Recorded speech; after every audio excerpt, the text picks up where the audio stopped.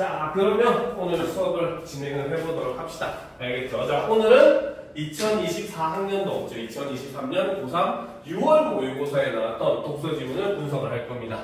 그죠? 이제 방학도 다 끝났죠? 그죠? 다음 주 화요일날 개학이지, 그치? 근데 뭐 개학해봤자 어차피 15일날이 광복절이라 가지고, 그치? 그때 쉬는, 뭐, 연휴로 쉬는 학교도 아마 많지 않을까 싶겠는데, 그죠? 너희 금요일 재능 수업이래? 그건 모르겠는데 해줄 줄. 할 가능성이 높다고 보지 않을까 싶다. 알겠습니까? 어쨌든 자 그래서 여러분 이제 방학도 이제 다 끝나가고 그죠? 여러분들이 점차 고3으로 다가가는 이런 시점입니다. 그래서 진짜 딱 이제 1년 정도밖에 안 남았어요. 자 그러니까 이 남은 시간 열심히 해야 되겠지, 그렇지? 이 남은 시간 1년 어떻게 보냈냐에 따라서 여러분들 인생이 결정이 됩니다. 그러니까 좀 위기감을 가질 필요가 있어요. 알겠죠? 알겠습니까? 자, 그러면 오늘은 2023년 고3 6월 모의고사 첫 번째 지문 사회문화 관련 지문이죠. 공포 소구에 대한 연구 보도록 합시다. 자, 일단 먼저 우리가 소구라고 하는 건 아까 얘기했듯이 일종의 광고를 우리가 일종의 소구라고 얘기를 합니다. 알겠습니까? 그래서 일종의 광고에서 사용하는 설득 방식이라고 생각하면 돼요. 광고라고 하는 것도 결국은 뭡니까? 소비자를 설득하는 말하기거든요. 알겠죠? 물건을 팔 때는 어때? 우리 물건 좋으니까 물건 사라라고 설득하는 거고, 그렇죠? 기업 이미지 광고를 하더라도 우리 기업이 이렇게 좋다. 그러니까 너희는 우리 기업 좀 좋아해줘. 라는 일종의 설득인 거고, 그렇죠? 그 다음에 공익 광고 역시 마찬가지. 우리 사회가 이런 문제 있으니까 이런 것들을 예방하기 위해서 너희가 이렇게 노력해줘, 따라줘 하고 상대방을 설득하는 말하기가 결국 광고라는 겁니다. 알겠죠? 그 중에서도 바로 뭐다? 공포를 이용한 이런 광고의 방식에 대해서 이야기하는 글이 바로 이 공포 소구에 대한 연구라고 보시면 됩니다. 알겠습니까? 자, 그러면 처음부터 살펴보도록 합시다. 공포 소구는 그죠? 바로 뭐다? 개념을 먼저 설명을 하고 있죠. 공포 소구라고 하는 것은 그 메시지에 담긴 본고를 따르지 않을 때의 해로운 결과를 강조하여 수용자를 설득하는 것을 우리는 공포소구라고 한다는 거죠. 즉 여기서 말하는 이 해로운 결과, 그거에 대한 공포감을 조성을 해서 상대방을 설득하는 게 바로 이 공포소구라고 합니다. 알겠습니까? 실제로 예전에 이제 그 서양 외국에서 그 광고상을 받았던 광고 중에 이런 광고가 있어. 사신이 낯을 들고 꽉 오는 거야. 알겠지? 그래가지고 볼링공을 따라락 굴렸더니 사람들이 볼링핀처럼 서 있는데 우르르 하고 다 넘어지면서 죽어버리는 거야. 알겠죠? 또 굴리고 또 여러 사람 죽고. 그러면서 결국 마지막에 에이즈는 이렇게 여러 사람들을, 모든 사람들 다 죽음에 이르게 한다. 이렇게 해서 바로 살인된 사람들에게 공포심을 조성해가지고 뭡니까? 에이즈 예방에 적극적으로 참여하자. 이런 내용의 그런 그 공익 광고가 있었거든요. 그래서 이런 식으로 보는 사람들의 공포심을 조장하는 것을 우리는 공포소구다라고 보시면 됩니다.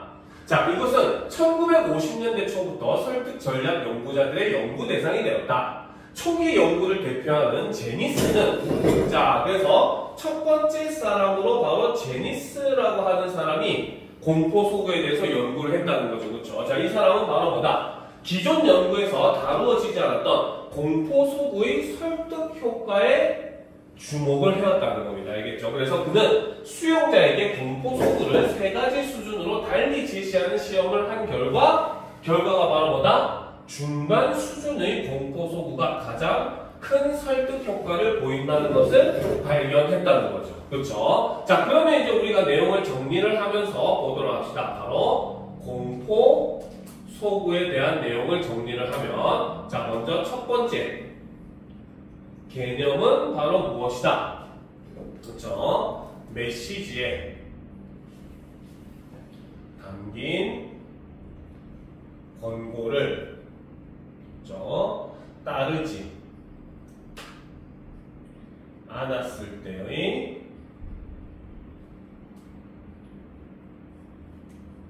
해로운 결과를 강조를 하더라는 거죠. 그래서 이를 통해서 바로 뭐다? 수용자를 설득하는 것을 우리는 공포소구다 라고 보시면 됩니다. 자, 그래서 이 공포소구에 관한 연구를 보게 되면은 그 첫 번째 사람이 바로 제니스. 라는 사람이 있었다는 거죠. 그래서 이 제니스는 바로 뭐다? 공포소구의 설득 효과에 주목을 했고, 그쵸? 그 다음에 바로 뭐다? 그래서 이 제니스는 바로 뭐다? 공포소구 실험을 하게 됐다는 거죠. 그래서 그 결과 어떻게 됐다? 중간 수준의 공포소구가 설득력이 가장 높았다. 이런 연구 결과를 가져왔다는 겁니다. 이해가 됩니까? 그죠? 자, 일단 내용 자체는 굉장히 간단한 내용이었죠. 자, 일단 보도록 합시다. 자, 공포소구 연구를 진척시킨 레벤달은, 자, 두 번째 사람으로서 이제 레벤달이라고 하는 사람이 이제 등장을 하네요. 자, 이 레벤달은 제니스의 연구가 인간의 감정적 측면에만 치우쳤다고 비판하며, 자, 레벤달의 주장은 바로 뭐다? 제니스의 저 공포소구 실험이라고 하는 것은 인간의 감정적인 측면에만 치우쳤다라고 비판을 했다는 거죠. 그렇죠? 자, 그래서 공포소구의 효과는 수용자의 감정적 반응뿐만 아니라, 그렇죠? 감정적 반응만이 아니라 무엇과도 인지적 반응과도 관련이 된다라고 했다는 겁니다. 그렇죠? 자, 그런데 요 문장에 우리가 일종의 함정이 숨어 있는 거예요. 알겠습니까? 지금 바로 전 문장에 뭐라고 했습니까? 레벤달은 제니스의 연구가 인간의 감정적 측면에만 치우쳤다고 비판했고, 그쵸? 그리고 뭐라고 얘기했다? 공포소구의 효과는 수용자의 감정적 반응만이 아니라 인지적 반응과도 관련된다라고 얘기했다는 거죠. 그쵸? 그 말은 거꾸로 얘기하면 바로 뭐다? 제니스는 공포소구의 효과를 어떻게 얘기했다? 바로 수용자의, 그쵸? 감정적 반응에 주목을 했다라고 볼 수 있다는 겁니다. 알겠습니까? 자, 그런데 이제 이것을 비판한 사람이 등장했는데 그 사람이 바로 두 번째 레벤달이라고 하는 사람이라는 거죠. 그쵸? 자, 이 레벤달의 그 뭡니까? 내용에 따르면은, 그쵸? 이 사람은 제니스의 연구를 비판을 했다는 거죠. 바로 감정적 땡땡으로 뉴점플로 감정적 측면에만, 그쵸, 치우친 실험이었다라고 비판했다는 겁니다. 알겠습니까? 자, 그래서 이제 바로 뭐다? 레벤달에 따라서는 레벤달의 주장에 따르면 공포소구의 효과는 감정적 반응과 인지적 반응 두 가지가 나타난다라고 봤다는 거죠. 알겠습니까? 자, 그래서 그는 감정적 반응을 바로 뭐라고 했다? 공포 통제 반응이다. 반응을 공포 통제 반응이라고 했고, 그 다음 인지적 반응을 위험 통제 반응이라고 불렀다는 거죠. 그쵸? 자, 일단 요거 지우고 우리가 다시 정리를 하도록 합시다. 다 적었죠? 지워도 됩니까? 그치? 자, 지우고 정리를 하도록 합시다. 자, 그래서 이 레벤달은 바로 뭐다? 첫 번째 기억. 그쵸? 바로 감정적 반응에 의해서 일어나는 것을 바로 공포 통제 반응이라고 했고, 두 번째 인지적 반응에 해당하는 것을 위험 통제 반응이라고 했다는 거죠. 즉, 레벤달은 감정적 반응 플러스 인지적 반응에 의해서 공포소구의 효과가 나타난다라고 했습니다. 알겠죠? 그리고 후자가 작동하면, 여기서 후자는 바로 뭐다? 후자는 바로 위험 통제 반응이 되는 거죠. 그렇죠? 자, 그래서 위험 통제 반응이 작동하면 수용자들은 공포소구의 권고를 따르지만, 전자가 작동하면 공포소구로 인한 두려움의 감정을 통제하기 위해 오히려 공포소구에 담긴 위험을 무시하려는 반응을 보이게 된다고 하였다. 그래서 감정적 반응만을 강조를 하게 되면 어떤 결과? 그쵸? 바로 공포소구의 위험을 무시하는 그런 경향이 있다고 했고, 반대로 이제 인지적 반응, 즉 위험 통제 반응이 작동을 하게 되면 바로 뭐다? 공포 소구의 권고를 따르게 된다. 그러니까 레벤달의 입장에서는 제니스는 비판의 대상이 될 수밖에 없어요. 왜? 제니스는 아까 앞에서 얘기했듯이 감정을 중심으로 이야기를 했기 때문에 레벤달에 따르면 감정만 중시하는 그런 제니스의 연구는 아무런 가치가 없게 느껴질 수밖에 없다는 거야. 왜? 감정적 측면이 강하면 강할수록 사람들은 오히려 위험을 회피하고 무시하려는 경향을 보이니까.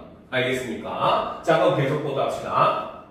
자, 이러한 선행 연구들을 종합한 위티는, 자, 그 다음에 이제 세 번째 사람이 등장을 하죠. 바로 위티라는 사람이 등장을 합니다. 그렇죠? 그래서 이러한 선행 연구들을 종합한 위티는 우선 공포소구의 설득 효과를 좌우하는 두 요인으로 위협과 효능감을 설정하였다라는 거죠. 자, 이 위티 연구의 가장 큰 특징은 바로 뭐다? 선행 연구들을 종합을 했다는 점에서 이 위티 연구의 특징이 있다는 거죠. 그렇죠? 자, 그러면 위티는 바로 선행 연구들을 종합을 한 겁니다. 즉, 앞에서 제시했던 제니스의 연구와 방금 제시됐던 레벤달의 연구를 모두 다 이제 종합을 한 그런 사람이 위티라는 거죠. 그렇죠? 자, 그리고 이 위티의 이제 그 뭡니까? 이야기에 따르면은 공포 소구의 설득 효과를 좌우하는 두 요인으로서는 뭐가 있다? 바로 위협과 그 다음에 효능감이라고 하는 것이 있다. 이렇게 얘기를 하는 거죠. 자, 그래서 위티에 따르면 그렇죠. 바로 공포 소구의 설득 효과의 요인을 살펴보게 되면 첫 번째가 바로 위협. 자, 이렇게 설명하면 이제 이 다음부터 또 설명을 하겠죠. 그렇죠? 자, 수용자가 공포 소구에 담긴 위협을 자신이 겪을 수 있는 것이고 그 위험의 정도가 크다고 느끼면 그 공포 소구는 위협의 수준이 높다라는 거죠. 자, 위협의 수준이 높은 것은 바로 뭐다?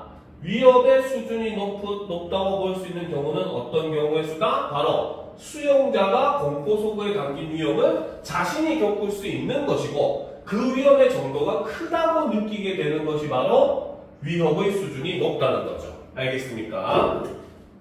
자, 그러면 위협이라고 하는 것은 바로 뭐다? 수용자가 그렇죠. 공포 소구의 위험을 그렇죠. 자신이 겪을 수 있다고 그렇죠.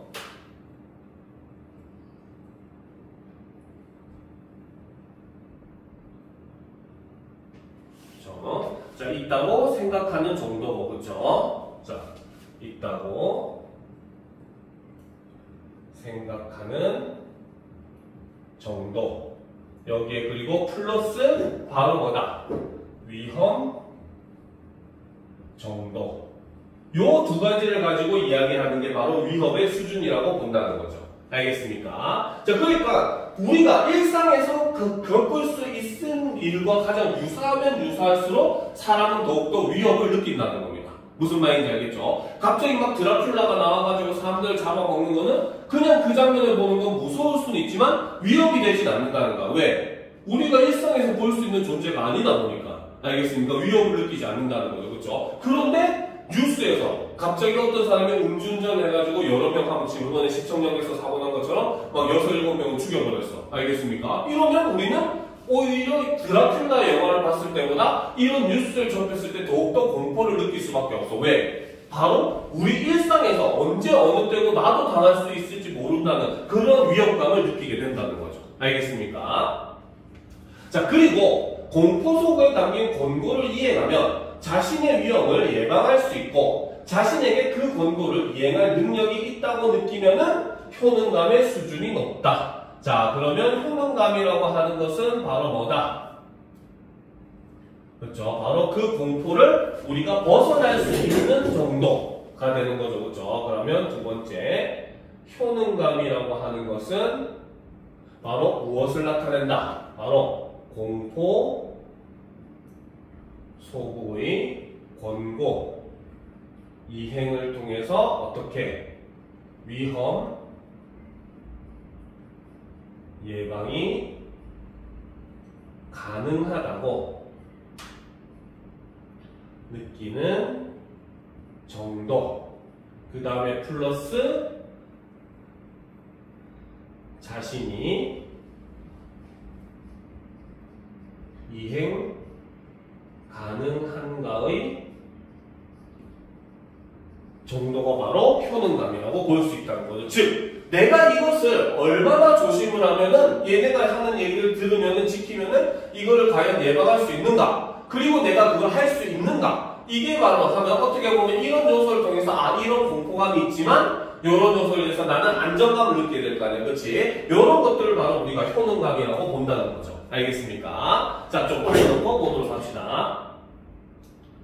자, 한 동호회에서 회원들에게 모임에 꼭 참석해 주세요. 불참 시 회원 자격이 사라집니다. 라는 안내문을 보냈다고 하자. 회원 자격이 사라진다는 것은 그 동호회 활동에 강한 애착을 가지고 있는 사람에게는 높은 수준의 위협이 된다. 그렇죠? 그 말은 이 말은 거꾸로 얘기하면은 똑같은 위협이라고 하더라도 사람마다 느끼는 위협의 정도는 다를 수 있다는 겁니다. 무슨 말인지 알겠습니까?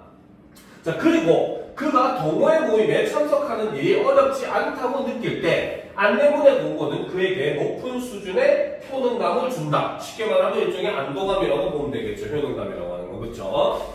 자, 위팅은 이 두 요인을 레벤달이 말한 두 가지 통제 반응과 관련지어 다음과 같은 결론을 도출하였다. 위협과 효능감의 수준이 모두 높을 때는 위험 통제 반응이 작동하고, 자, 그래서 이 위팅은 바로 뭐다? 바로 레벤달의 그 뭡니까? 통제 반응과 연관을 시킨다는 거죠. 즉, 레벤달의 이론을 수용을 한 겁니다. 알겠습니까? 그래서 여기서는 위팅은 바로 뭐다? 레벤달의 연구에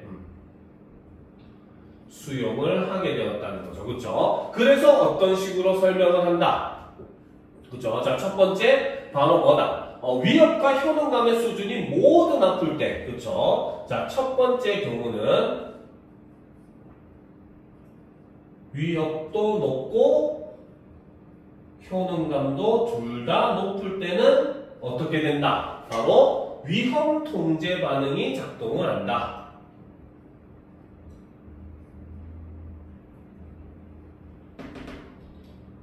같다는 거죠. 그 다음, 위험의 수준은 높지만 효능감의 수준이 낮을 때는, 자, 두 번째, 위협 수준은 높지만 효능감의 수준이 낮을 때, 그러면 내가 이거를 벗어날 수 없다는 생각이 들 거 아니야, 그렇지? 그럴 때는 어떻게? 공포 통제 반응이 작동을 한다.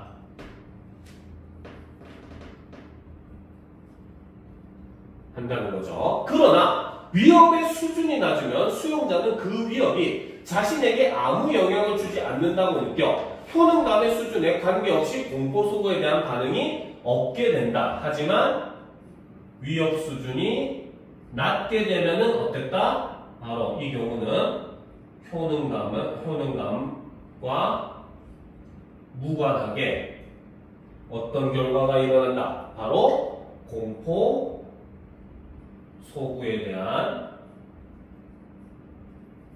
반응이 사라진다는 거죠.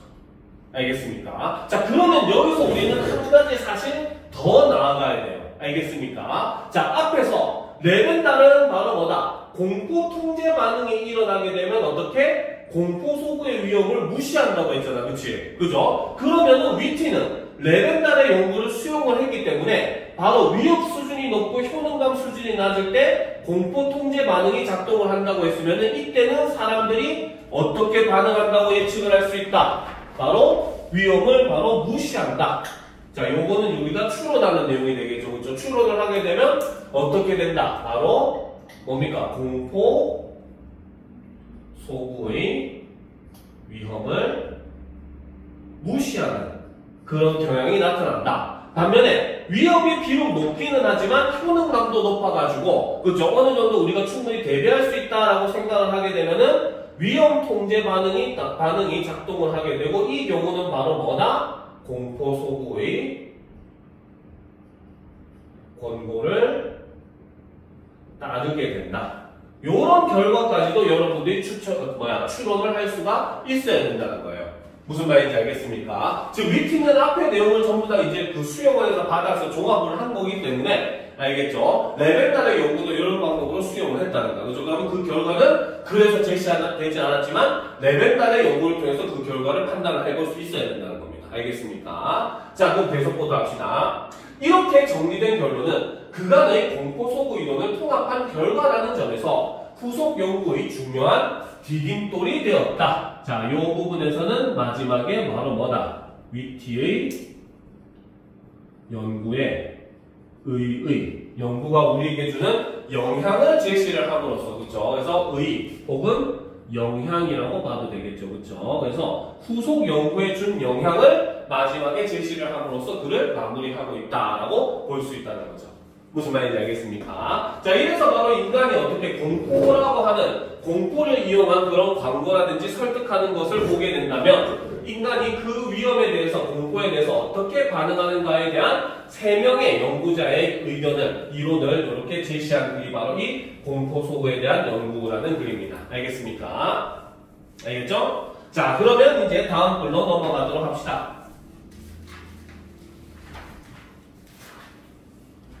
자, 준비됐습니까? 자, 다음 글 넘어가도록 합시다.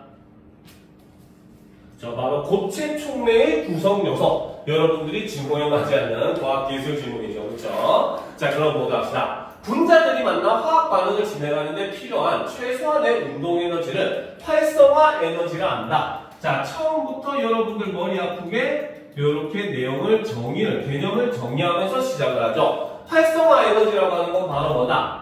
분자들이 만나 화학 반응을 진행하는 데 필요한 최소한의 운동 에너지, 요거를 활성화 에너지다 라고 이야기를 한다는 거죠. 알겠습니까? 오케이?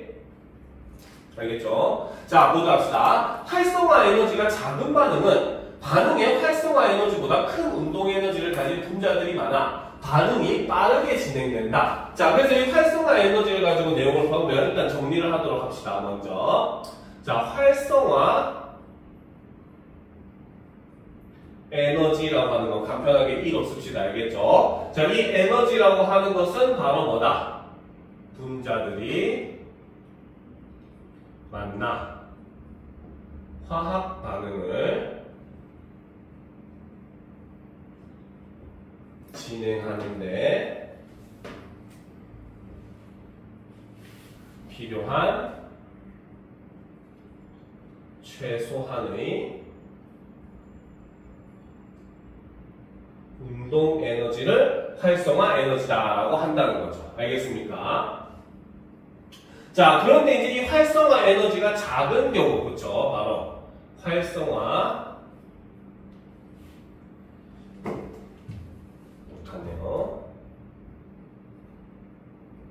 활성화 에너지가 작은 반응인 경우는 이 경우는 어떻다? 바로 반응의 활성화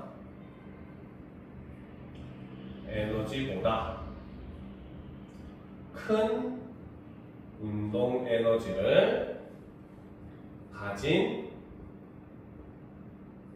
분자의 수가 많다는 뜻이고, 이렇기 때문에 어떻게? 그렇죠? 반응 시간이 빠르게 지금 뭡니까? 진행이 된다는 건 반응 시간이 작다라는 뜻이 되겠죠. 알겠습니까? 적은 시간에 빠른 시간 안에 뭡니까? 그 반응이 일어난다니까 반응 시간이 적다라는 뜻입니다. 알겠죠? 자, 근데 봅시다. 활성화 에너지를 조절하여 반응 속도에 영향을 주는 물질을 촉매라고 한다.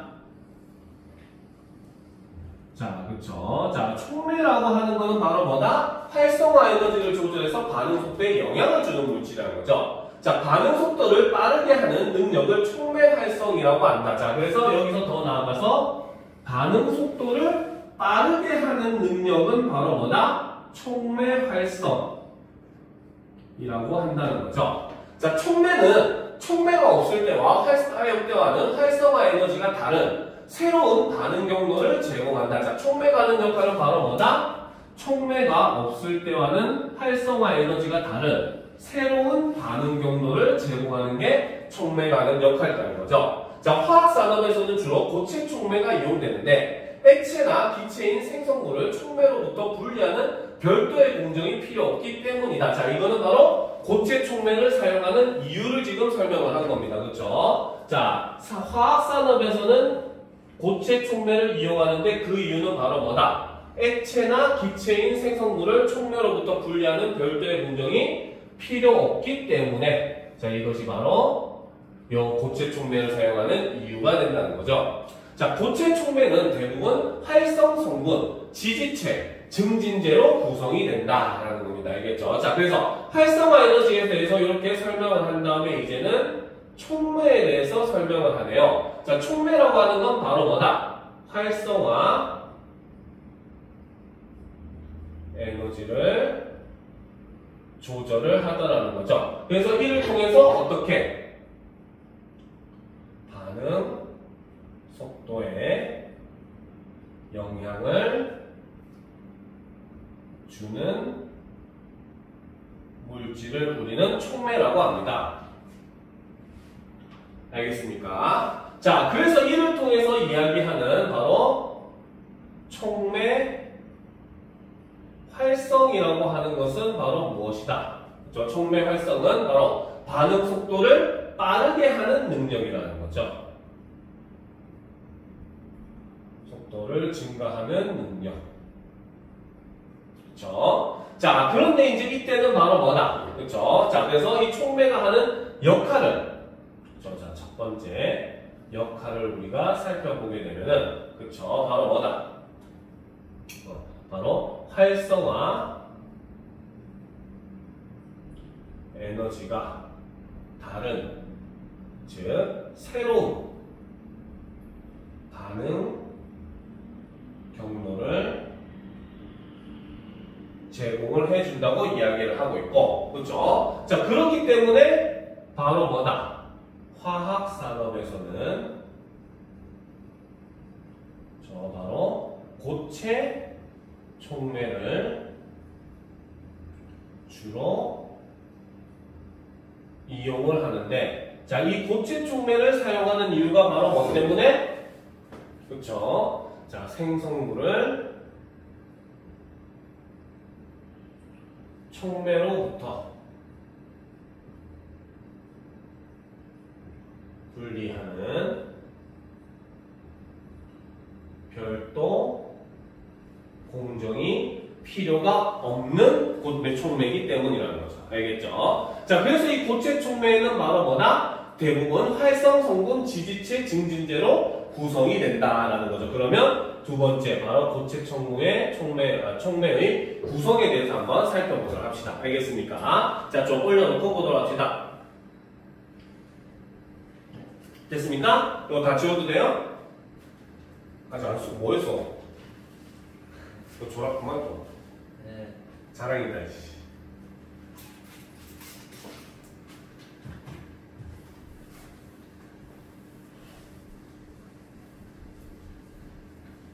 됐어요. 다 됐습니까? 그쵸? 자, 그러면 이제 이어서 보도록 합시다.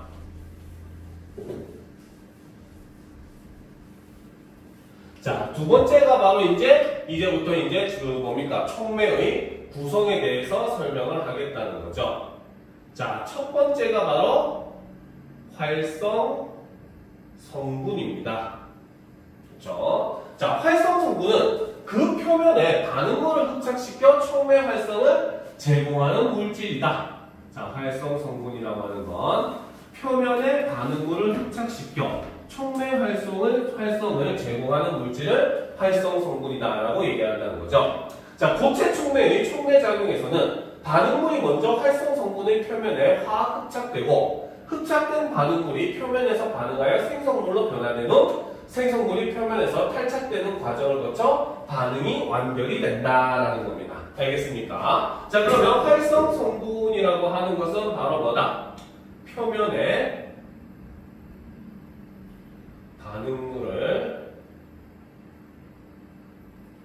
협착을 시켜 놓는다는 거죠. 그래서 협착을 시켜므로써 어떻게 촉매 활성을 제공해주는 역할을 한다라는 거죠. 알겠습니까? 자, 그래서 이 활성 성분에 의해서 이한 일종의 그 뭡니까? 과정을 보게 되면은 첫 번째로 바로 뭐다? 첫 번째로는 반응물이 활성 성분의 표면에 화학 흡착을 한다는 거죠. 자, 이거는 쉽게 말하면 여러분들이 중학교 때 많이 하는 실험 있잖아요. 그죠? 어떤 용액에 구리로 된 나무 모양의 그런 구리로 된 찰쌀을 집어넣으니까 구리 표면에 은이 마치 눈꽃처럼 쫙 뭡니까? 그 결정화돼가지고 붙어버리잖아. 그치? 그래서 첫 번째로 바로 반응물이 그렇게 활성 성분, 즉 뭡니까? 그 이온 반응을 하게 되는 그 성분의 표면에 화학적으로 흡착이 되어 있다는 거죠. 그렇죠? 자, 그리고 이 다음에 두 번째로 어떤 과정이 있다? 바로 흡착된 반응물이, 그렇죠? 흡착된 반응물이 표면에서 반응을 하게 되고, 그래서 이것이 뭘로 변한다? 생성물로 변환이 되더라. 다른 물질로, 분자로 바뀌게 되는 거예요. 알겠죠? 자, 그래서 이제 세 번째 과정이 바로 뭐다? 뭡니까? 생성물이 표면에서 탈착을 하게 된다는 거죠. 떨어지게 된다는 겁니다.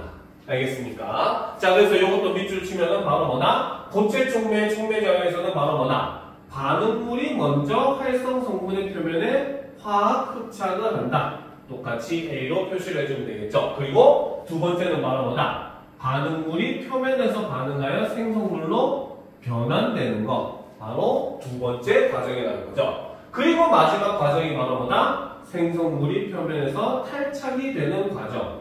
이렇게 세 가지 과정을 통해서 뭡니까? 일종의 침전물이 발생을 한다는 거죠. 자, 금속은 다양한 물질들이 표면에 흡착될 수 있어 여러 반응에서 활성 성분으로 사용된다. 예를 들면 암모니아를 합성할 때 철을 활성 성분으로 사용하는데, 이때 반응물인 수소와 질소가 철의 표면에 흡착되어 각각 원자 상태로 분리된다.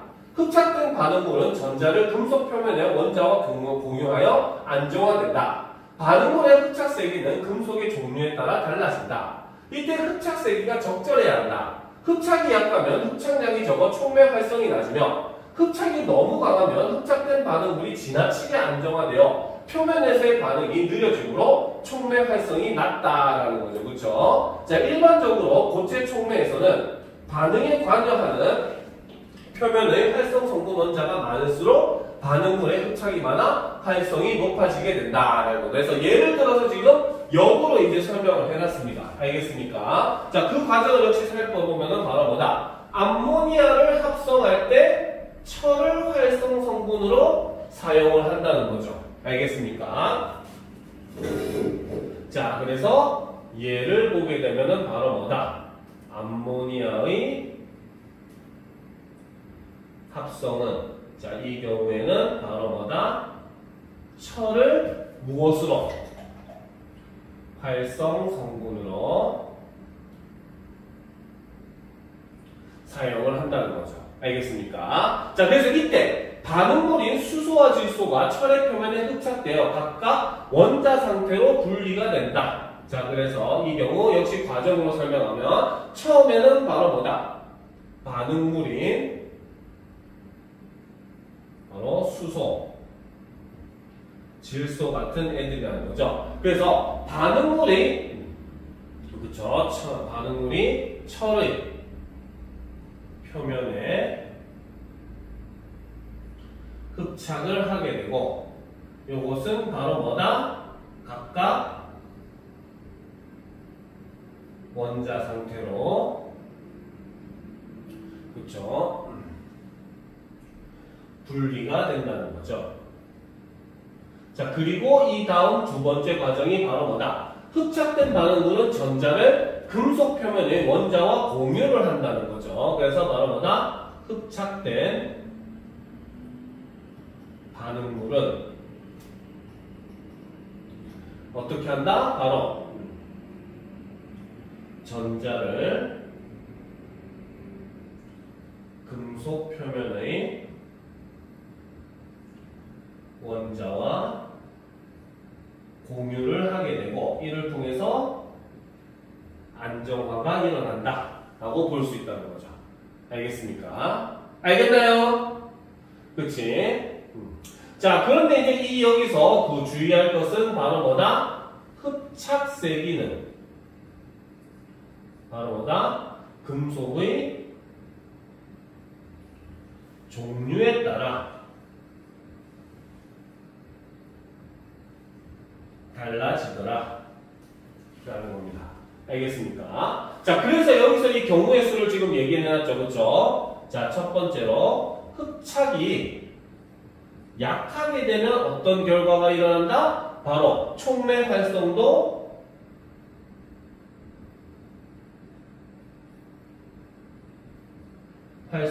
낮아진다는 거죠. 알겠습니까? 왜? 당기는 힘이 적으니까 뭡니까? 앞에 있는 놈은 지 마음대로 나가서 랄랄랄랄 하고 놀고 싶어 할 거 아니야. 그렇지? 그러니까 바로 뭐다? 촉매 활성도 낮아질 수밖에 없다는 거죠. 알겠습니까? 자, 그 다음 흡착이 지나치게 강할 경우에는 어떤 결과가 일어난다? 그렇죠? 바로 뭡니까? 반응물이 지나치게 안정화된다는 거죠.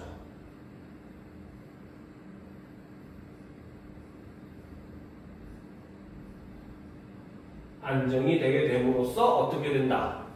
바로 촉매 활성이 낮아진다는 거죠. 알겠습니까? 알겠죠? 그러니까 즉 쉽게 말하면은 바로 뭐다? 그 흡착물이 반응물을 너무 세게 당겨버리는 거야. 아무데도 못 가게. 그러니까 반응물은 그 아무데도 못 가게 잡혀있는 그 상태를 계속 유지하겠죠. 그래서 안정된 상태가 돼버린다는 겁니다. 알겠습니까? 자, 계속 보답시다. 일반적으로 고체 촉매에서는 반응에 관여하는 표면의 활성 성분 원자가 많을수록 반응물의 흡착이 많아 활성이 높아진다라는 거죠. 그래서 바로 뭐다? 고체 촉매의 경우는 특히나 그 결과가 바로 드러나는 모습을 보여준다는 거죠. 알겠습니까? 자, 그러면 또 이어서 보도록 합시다. 자, 금속은 열적 안정성이 낮아. 그쵸? 화학 반응이 일어나는 고온에서 금속 원자들로 이루어진 작은 입자들이 서로 달라붙어 큰 입자를 이루게 되는데 이를 소결이라고 한다. 자, 소결이라고 하는 것은 바로 뭐다? 금속이 열적 안정성이 낮아가지고 화학 반응이 일어나는 고온에서 금속 원자들로 이루어진 작은 입자들이 서로 달라붙어 큰 입자를 이루게 되는 것을 우리는 소결이라고 한다라는 거죠. 알겠습니까? 다 적고 있습니까? 정신 안 차릴래? 얼마나 적었어? 하나도 안 적네. 응? 뭐지 지금 이거? 나가 눈이 감겼어요. 죽을래요? 그렇지? 자, 그러면 이제 계속 보도록 합시다. 자, 세 번째 소결을 보게 되면 소결이라고 하는 것은 바로 뭐다? 화학 반응이 일어나는 고온에서 그렇죠? 금속 원자들로 이루어진 작은 입자들이 서로 뭉치게 되고 이를 통해서 큰 입자를 생성을 하는데 요거를 소결이라고 한다는 거죠. 알겠습니까? 자, 입자가 소결되면 금속 활성 성분의 전체 표면적은 줄어든다라는 거죠. 그래서 이 소결의 특징은 바로 무엇이다? 그쵸? 바로 입자가 소결되면 바로 뭐다? 소결이 일어나게 되면 많이 일어나면 많이 일어날수록 어떻게 된다? 금속 활성 성분의 전체 표면적이 줄어든다는 거죠. 바로 금속 활성 성분의 전체 표면적이 감소하게 된다. 즉 소결과 바로 뭐다? 전체 표면적은 반비례 관계다 라고 보시면 된다는 거죠. 자, 작은 금속 입자들을 표면적이 넓고 열적 안정성이 높은 표면에 분사하면 소결로 인한 촉매 활성 저하가 억제된다. 따라서 소량의 금속으로도 금속을 활성 성분으로 사용하는 고체 촉매의 활성을 높일 수 있다라는 거죠. 그러면 고체 촉매의 활성을 높이기 위해서 어떤 방법을 사용한다? 그쵸? 바로 작은 금속 입자들을 표면적이 넓고 열적 안정성이 높은 표면에 분산을 하게 되면 어떤 결과? 소결로 인한 촉매 활성 저하가 억제가 된다. 즉 이거는 말 의미를 이해를 잘해야 돼요. 알겠죠? 촉매 활성 저하라는 게 무슨 뜻이야? 촉매 활성 정도가 그치 낮아진다는 거야. 그치 그걸 억제한다. 그 말은 다른 말로 얘기하면 이꼴 뭐라고 볼 수 있다? 촉매 활성을 촉진시킨다. 이런 의미로 볼 수 있다는 거죠. 알겠습니까? 자, 그래서 보도록 합시다. 자, 작은 금속 입자가 바로 표면적이 넓고 열적 안정성이 높은 표면에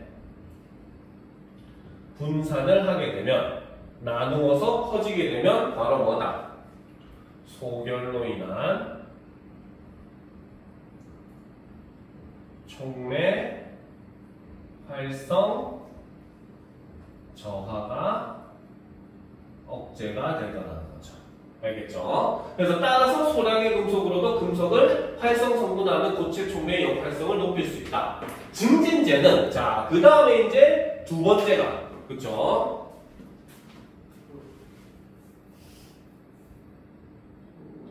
요거는 니은으로 했어야 되네. 소결은 요게 C고, 그치? 자, 이것이 니은, 바로 증진제. 그쵸? 자, 증진제는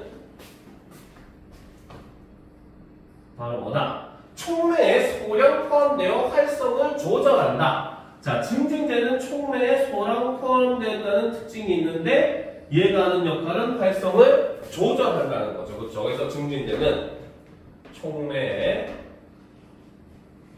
소량 포함이 되어 있고 자, 이로 인해서 얘가 하는 일은 바로 뭐다? 활성을 조절하는 역할을 한다는 거죠. 자, 활성 성분의 표면 구조를 변화시켜 소결을 억제하기도 하고 활성 성분의 전자 밀도를 변화시켜 흡착 세기를 조절하기도 한다. 그러면 얘가 활성을 조절하는 요 방식은 두 가지가 있다는 거야. 그치? 첫 번째는 바로 뭐다? 활성 성분의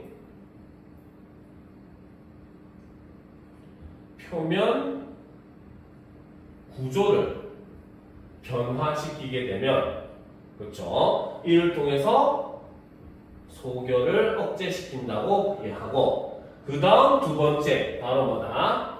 활성 성분의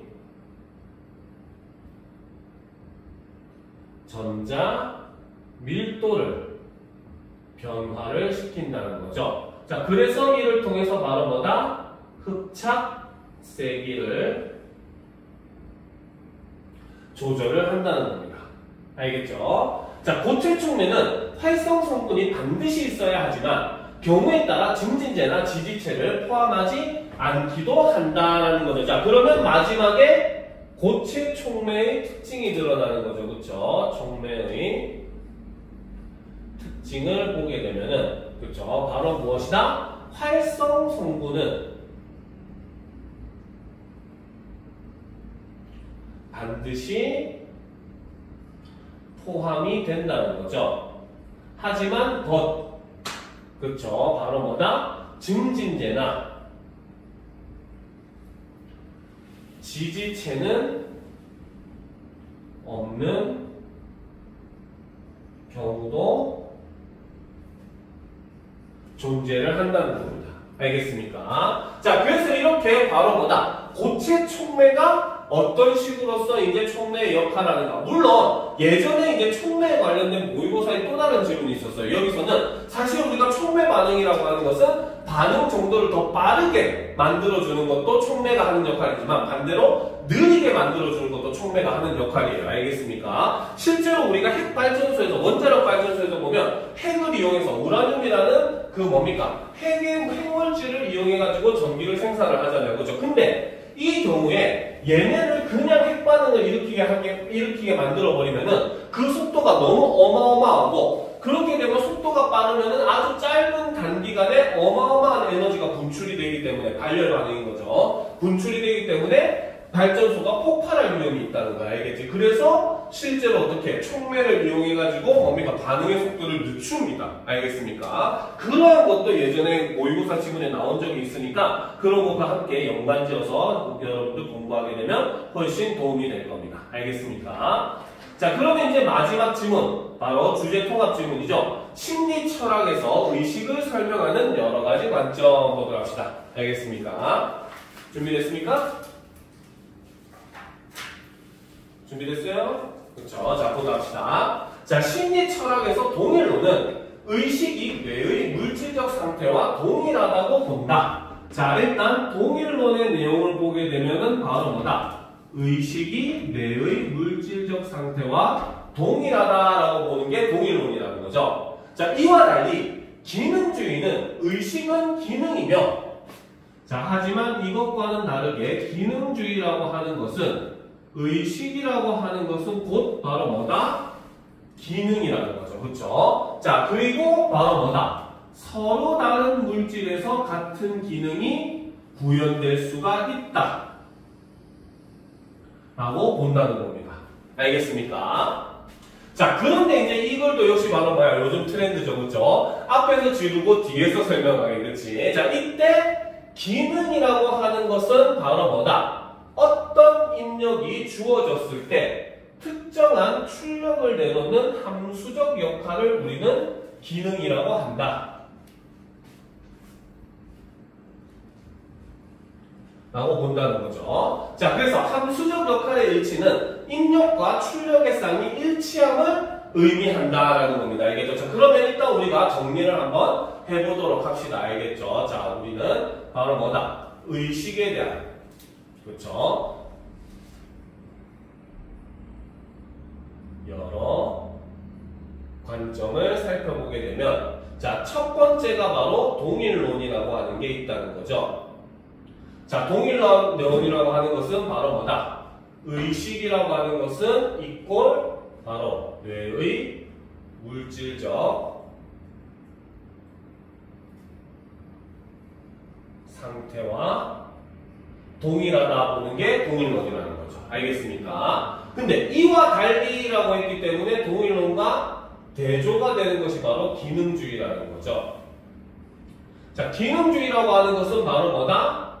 의식은 이꼴 기능이다 라고 얘기를 한다는 거죠. 알겠습니까? 자, 그리고 이를 통해서 어떤 내용을 얘기한다? 바로 서로 다른 물질에서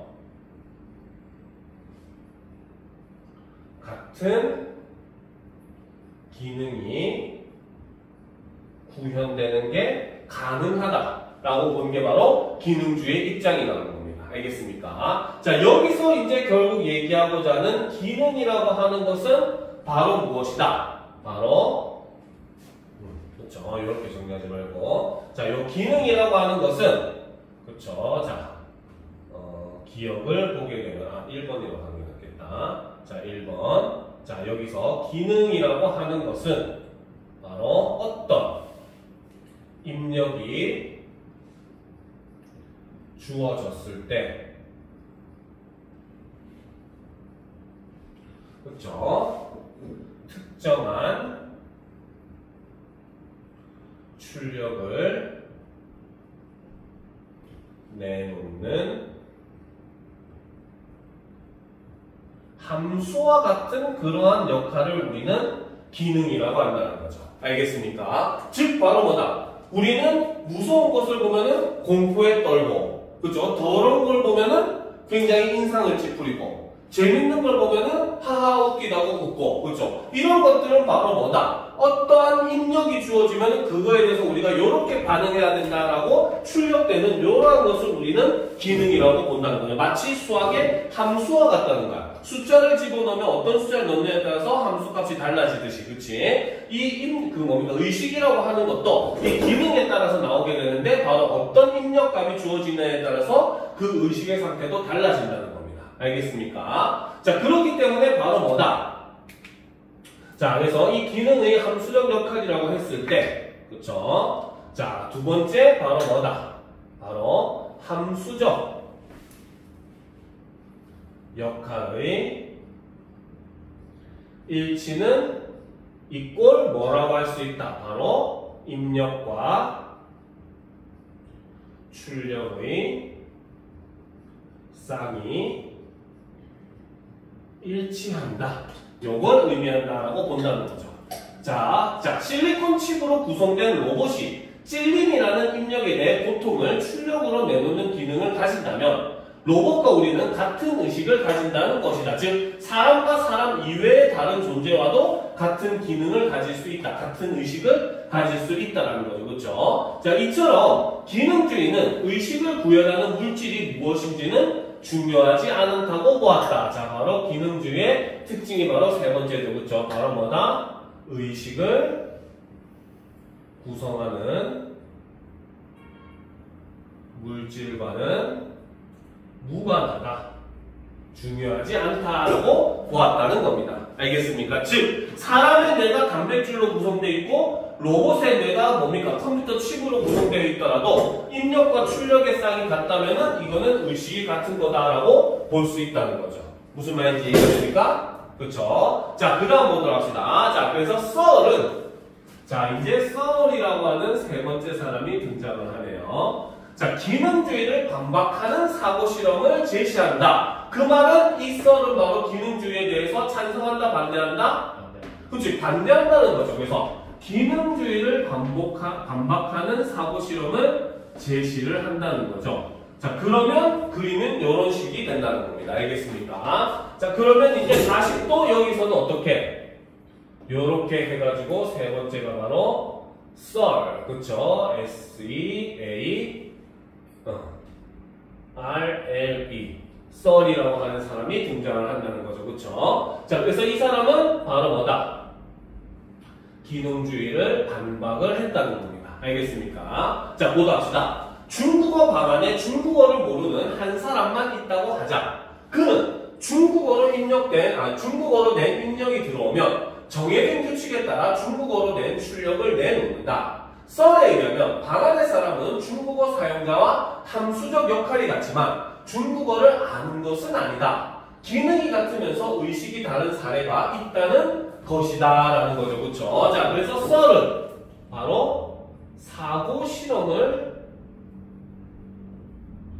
제시를 하더라는 겁니다. 알겠죠? 그래서 이 사고 실험의 결과는 바로 여기 있다는 거죠. 바로 기능이 같으면서 의식은 다른 사례가 존재를 한다는 겁니다.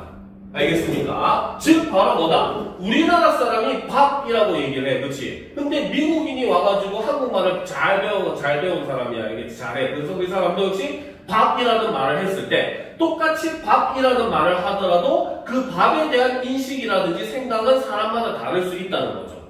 무슨 말인지 알겠습니까? 알겠지? 그렇죠? 밥이라고 얘기했을 때 태섭이도 배고프다. 뭡니까? 광빈이도 배고프다. 라는 출력이 나온단 말이야. 알겠지? 하지만 이 배고픔의 정도나 그 밥에 대해서 생각하는 것은 광빈이나 태섭이가 서로 다를 수 있다는 거죠. 알겠죠? 그래서 이 썰의 사고 실험의 결과는 바로 무엇을 얘기한다? 기능이 같으면서 의식이 다른 사례가 존재하는 걸 보여줌으로써 기능주의를 반박을 하더라는 거죠. 무슨 말인지 알겠습니까? 자, 그런데 봅시다. 자, 동일론, 기능주의, 썰은 모두 의식에 대한 논의를 의식을 구현하는 몸의 내부로만 한정하고 있다. 자, 이 사람들의 공통점은 바로 뭐다? 바로 뭐다? 모두 의식에 대한 논의를 의식을 구현하는 몸의 내부로만 한정을 한다는 거죠. 즉, 외부적 요인에 의해서 우리가 바로 뭡니까? 이렇게 의식이 나오고 하는 것에 대해서는 생각을 하지 않는다는 겁니다. 알겠죠? 자, 그럼 여기서 정리를 했을 때 뭐 왼쪽이든 오른쪽이든 얘네를 딱 묶고 얘네 공통점은 바로 뭐다? 의식에 대한 논의가 어떻게 되었다? 바로 의식을 구현하는 몸의 내부로만 한정을 하더라는 거죠. 하지만 의식의 하나인 인지, 즉 무언가를 알게 되면 몸 바깥에서 일어나는 일과 맞물려 벌어진다. 기억나지 않는 정보를 노트북에 저장된 파일을 열람하여 확인하는 것이 한 예이다. 로렌즈의 확장 인지 이론은 이를 설명하는 이론이다라는 거죠. 그렇죠? 그러면 요것과 반대되는 이론이 바로 뭐다? 그렇죠? 요렇게 화살표 했습니까? 그렇지? 자, 요것과 반대되는 이론이 그렇죠? 자, 화살표하고 요 밑에다가 이렇게 정리합시다. 바로 네 번째가 바로 뭐다? 로렌즈의 그렇죠? 아니네. 로렌즈의 확장 인지 이론이라는 거죠. 그렇죠? 자, 여기서 일단 우리 앞부분에 했었던 내용을 한 가지 해야 됩니다. 알겠죠? 인지라고 하는 것은 바로 뭐다? 의식의 일종이라는 거죠. 자, 첫 번째 인지라고 하는 것은 의식의 일종이 된다는 거죠. 그렇죠? 자, 그런데 이것은 바로 뭐다? 자, 몸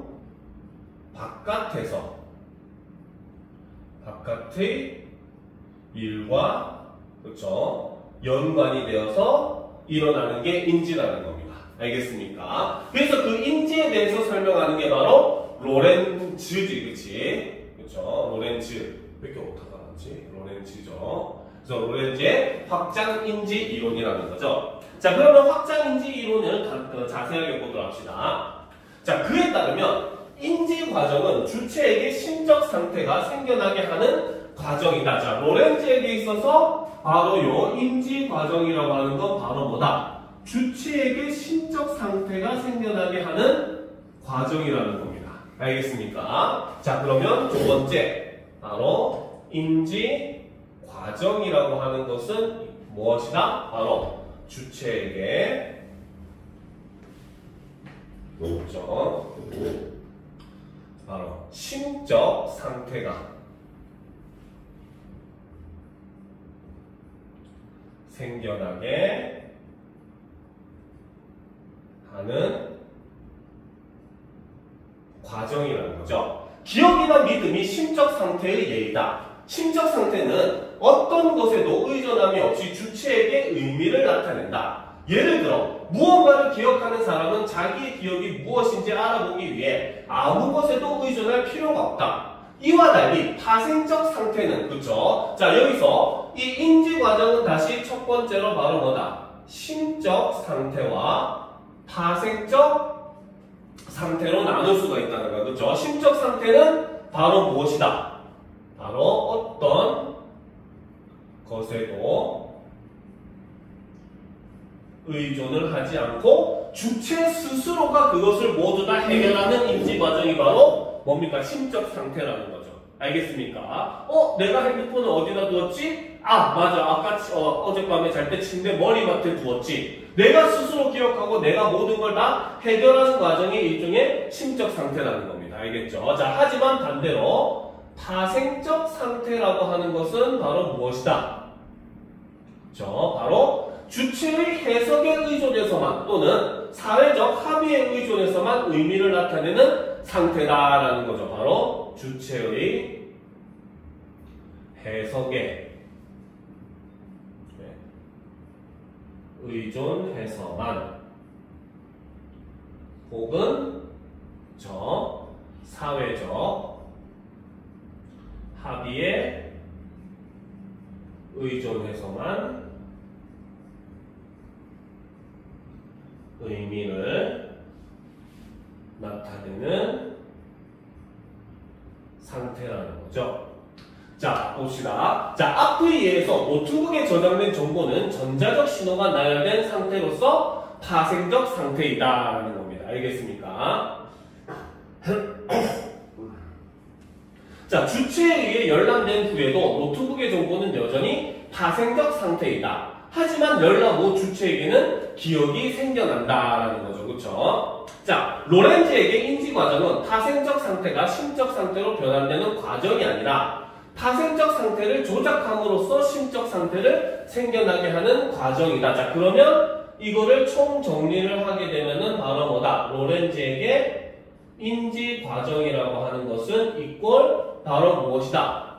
파생적 상태를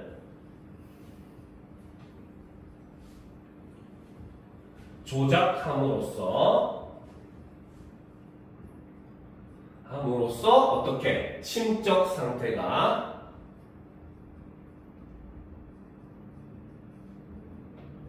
하게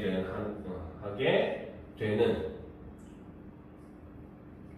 과정이라는 거죠. 자, 심적 상태가 주체의 몸 외부로 확장되는 것이 아니라 심적 상태를 생겨나게 하는 인지 과정이 확장되는 것이다. 이러한 확장된 인지 과정은 인지 주체의 것일 때에만, 다시 말해 환경의 변화를 탐지하고 그에 맞춰 행위를 조절하는 주체와 통합되어 있을 때에만 성립할 수 있다. 즉, 로렌즈에게 주체 없는 인지는 있을 수 없다라는 거죠. 그렇죠? 자, 확장인지 이론은 의식의 문제를 몸 안으로 한정하지 않고 바깥으로까지 넓혀 설명한다는 의의를 지닌다. 그래서 마지막에 로렌즈의 확장인지 이론의 의의를 제시를 하면서 그를 마무리를 하고 있다는 거예요. 즉, 인지 과정 자체가 몸 안에서만 일어나는 게 아니라, 그렇죠? 로렌즈에게서는 바로 뭐다? 외부에 있는 그런 파생적 상태를 통해 가지고 뭡니까? 내 몸 안의 내부에서 심적 상태가 완성되는 것이 바로 인지 과정이다. 이런 것이 확장된 인지 과정이다라고 이야기를 하는 게 바로 로렌즈의 이론이라는 겁니다. 알겠죠? 자, 그러면 바로 뭐다? 다음 글 보도록 합시다. 체험으로서의 지각에 대해서 보도록 합시다.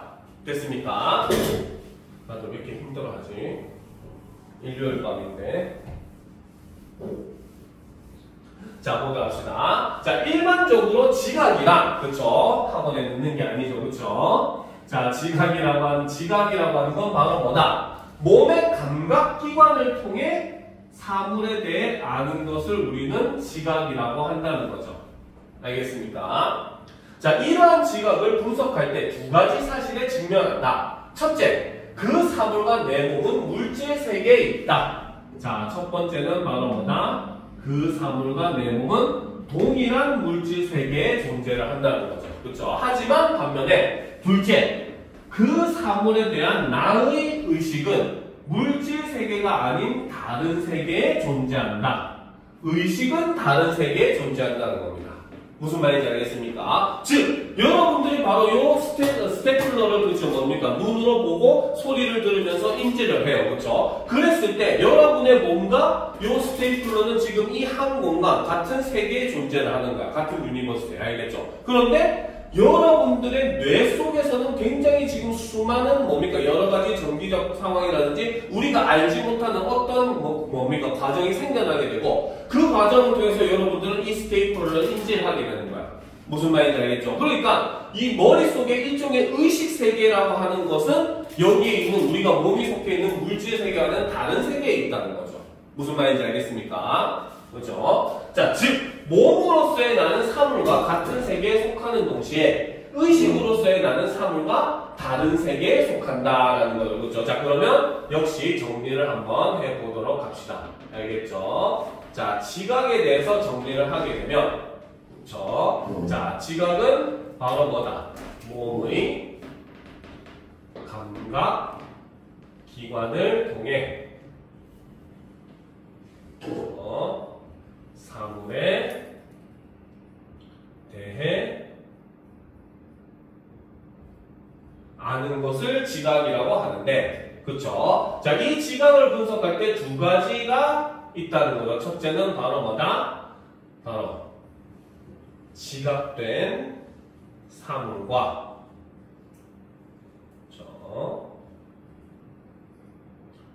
주체의 몸은 동일한 물질 세계에 존재를 한다는 거죠. 하지만 두 번째, 동시에 바로 뭐다?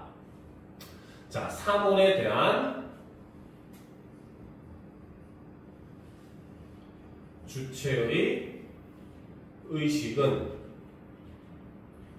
다른 세계에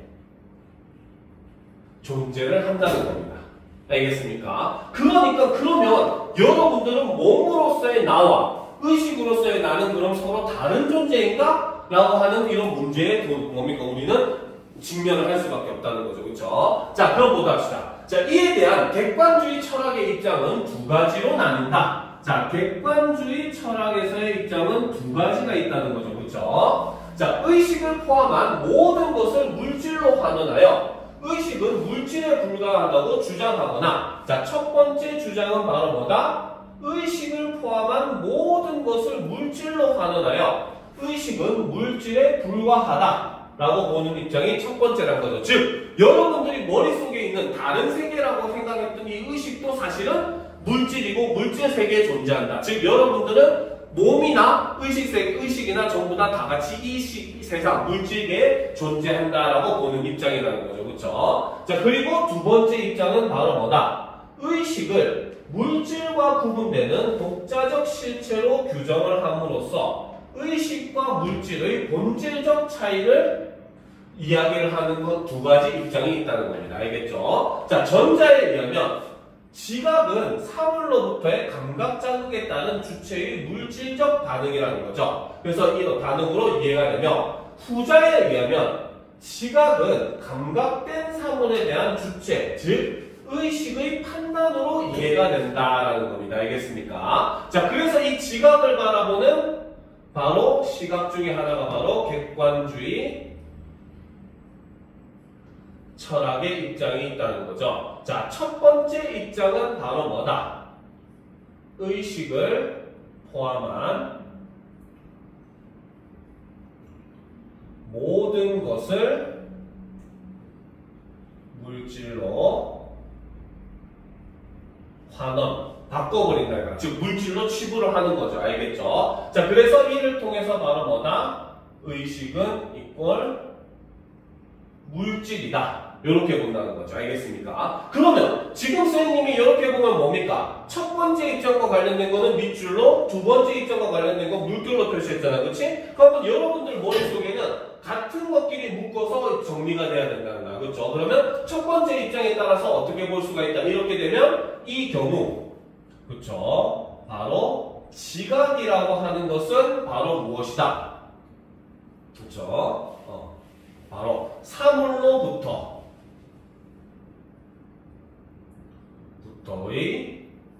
감각 자극에 따른 주체의 물질적 반응이다. 이렇게 정리를 할 수 있다는 겁니다. 지각의 개념 자체가 달라진다는 거죠. 그렇죠? 자, 하지만 이것과 대비되는 두 번째 관점, 그렇죠? 바로 뭐다? 의식을 물질과 구분을 함으로써 이거를 바로 뭐다? 독자적 실체로 규정을 하더라는 겁니다. 알겠습니까? 그래서 이렇게 규정을 해가지고 어떻게? 의식과 물질의 본질적 차이. 그렇죠? 그래서 의식과 물질은 본질적으로 차이가 존재한다라고 보는 입장이라는 거고, 이 입장에 따르면은 지각이라고 하는 것은 바로 무엇이다? 바로 감각된 사물에 대한 주체의 그쵸? 주체 바로 의식의 판단이다. 이렇게 정리가 된다는 거죠. 알겠습니까? 자, 이처럼 양자 모두 주체와 대상의 분리를 전제하고 지각을 이해한다. 하지만 얘네들의 공통점은 둘 다 바로 뭐다? 주체와 의식이 분리되었다고 보는 입장이 객관주의 철학의 가장 핵심적인 요소라고 볼 수 있다는 거예요. 그렇죠? 그래서 주체와 대상은 지각 이전에 이미 확정되어 각각 존재한다는 것이다. 라는 거. 즉 바로 뭐다? 몸도 존재하고 의식도 존재하는데 첫 번째 입장은 어쨌든 몸도 이 의식도 분리는 돼 있지만 얘네는 전부 다 물질 세계에 존재하는 것이다 라고 보는 입장이라는 거고, 두 번째 입장은 바로 뭐다? 의식과 몸이 분리됐지만 이것 속하는 세계 자체도 사실 달라진다는 거야. 알겠습니까? 이런 점이 두 뭡니까? 주장의 차이점이다라고 볼 수 있다는 거죠. 자, 그런데 봅시다. 하지만 자, 지각은 주체와 대상이 각자로서 존재하기 이전에 나타나는 얽힘의 체험이다라는 거죠. 자, 그런데 지각이라고 하는 것은 바로 뭐다? 주체와 대상이 각자로서 존재하기 이전부터 나타나는 얽힘의 체험이라는 거죠. 예를 들어 다른 사람과 손이 맞닿았을 때 내가 누군가의 손을 만지는 동시에 나의 손 역시 누군가에 의해 만져진다. 감각하는 것이 동시에 감각되는 것이 되는 얽힘의 순간에 나는 나와 대상을 확연히 구분한다라는 것. 즉 바로 뭐다? 우리가 어떤 대상을 인지한다는 것은 반대로 나는 그 다른 대상에게 인지되는 것과 같은 동시에 일어나는 체험이라는 거고, 이것은 두 주체의 어떻게 보면 뭡니까? 경험에 얽힘이 된다는 거죠. 그렇죠? 자, 그래서 지각이라는 얽힘의 작용이 있어야 주체와 대상이 분리가 될 수 있다. 이게 핵심이 되겠죠. 바로 뭐다? 지각이라는 얽힘의 작용이 있어야 주체와 대상이 분리가 가능하다. 이렇게 얘기를 하는 거죠. 다시 말해 주체와 대상은 지각이 일어난 이후 비로소 확정이 된다. 핵심은 바로 뭐다? 주체와 대상은 지각이 일어난 이후 비로소 확정이 된다. 즉 쉽게 말하면 내가 여러분들은 여러분들을 중심으로 생각하니까 여러분들이 대상을 인지하는 주체라고 생각을 하지만 사실은 뭡니까? 여러분들은 또 인지되는 객체이기도 하다는 거야. 알겠습니까? 그렇기 때문에 바로 이 두 대상의 얽힘이라고 하는 것들, 그렇죠? 지각이라고 하는 것이 있어야지만 누가 주체이고 누가 객체인가가 확정이 된다는 거죠. 알겠습니까? 이해가 돼요? 그렇죠? 그래서 따라서 지각과 감각은, 근데 핵심은 또 여기 있죠. 지각과 감각은 서로 구분되지 않는다. 요런 지금 뭡니까? 의식의 흐름 방식을 사용을 하고 있다는 겁니다. 알겠죠? 자, 그래서 앞에서는 지각과 감각을 서로 구분했지만 여기서는 구분되지 않는다고 주장을 한다는 거죠.